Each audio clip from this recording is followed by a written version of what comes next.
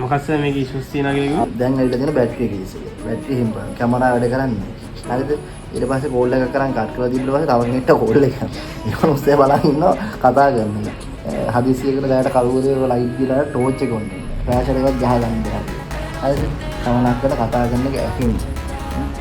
මේ කැමරා ගොඩාක් අවස්ථා මගේ ඇල්ල තියෙනවා කැමරා කරගන්න තියෙන අවස්ථා මගේ ඇල්ල තියෙනවා මට කැමරා වැඩ කරන්නේ නැහැ.